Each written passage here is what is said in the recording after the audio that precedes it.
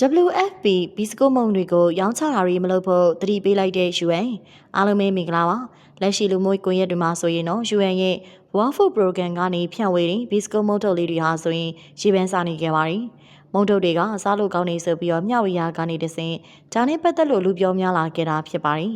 မြန်မာငလင်းဖြစ်ပြီးတော့48နာရီခန့်အတွင်းမှာပဲ WFP ကဒီဘီစကိုမုံတွေကိုငလင်ဘေးတင်ဒေသတွေထံမှာဖြန့်ဝေပေးခဲ့တာပါလိုင်းပေါ်မှာလူပြောများလာပြီးနောက်မှာတော့ဒီဘီစကိုမုံထုတ်တွေကို1500ကျပ်နဲ့ဈေးကွက်ထဲမှာရောင်းချနေရတွေရှိတယ်ဆိုတဲ့သတင်းတွေလည်းထွက်လာခဲ့ပါတယ်။တကယ်တော့ဒီဘီစကိုမုံတွေကို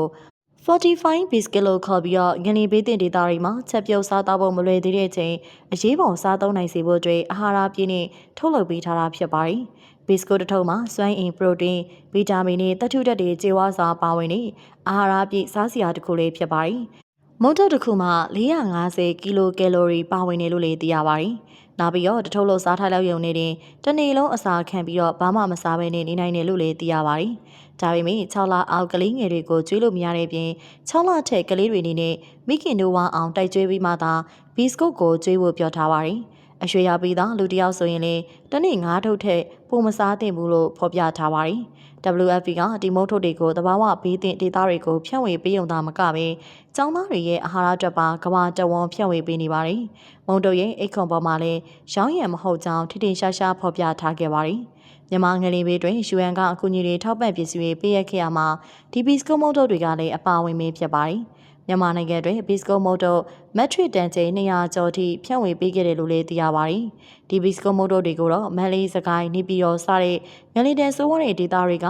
ငလင်ဘေးတင်မိသားစုတွေရခဲ့ကြပါတယ်။လိုင်းပေါ်မှာ1500ကျပ်နဲ့ပြန်လည်ရောင်းနေရလို့နာမည်ကြီးလာချိန်မှာဆိုရင်တော့မြန်မာနိုင်ငံကကုလသမဂ္ဂအဖွဲ့ကြီးကလည်းဒါကိုသတိထားမိသွားခဲ့ပါတယ်။ဒါကြောင့်ဘီစကိုမုံတို့တွေကရောင်းရံမဟုတ်ကြောင်းနဲ့ရောင်းချနေတာကိုတွေ့ရှိမယ်ဆိုရင်အရေးယူမယ့်အကြောင်းကိုလည်းသတိပေးထုတ်ပြန်လာခဲ့ပါတယ်။ဒီလိုရောင်းချမှုတွေလုပ်နေတယ်ဆိုပြီးတော့သတင်းထွက်ခဲ့တာကတော့နေပြည်တော်မှာပဲဖြစ်ပါတယ်။ဒါကြောင့် UN ရဲ့တာဝန်ရှိသူတွေဟာနေပြည်တော်မှာလည်းကွင်းစစ်စစ်ဆေးခဲ့ကြပြီးတော့ရောင်းချနေတာမတွေ့ကြရဘူးလို့လည်းသိရပါတယ်။ဒီကြောင့်ကိုတင်ခဲ့သူကလည်းတက်သေးထောက်ထားခိုင်လို့မရှိဘဲနဲ့တင်ခဲ့တာဖြစ်ကြောင်း UN ရဲ့ထုတ်ပြန်ချက်တွေထဲမှာပါရှိပါတယ်။လူသားချင်းစာနာမှုအကူအညီပစ္စည်းတွေကိုပြန်လည်ရောင်းချတာမျိုးမလုပ်ဖို့တကယ်လိုအပ်နေသူတွေသုံးဆွဲခွင့်ရရှိရေးပါဝင်ကူညီကြဖို့ကို UN ကအလေးနဲ့တောင်းဆိုသွားခဲ့ပါတယ်။ကြည့်ရှုပေးခဲ့ကြတဲ့အတွက်အားလုံးကိုကျေးဇူးတင်ပါတယ်ရှင်။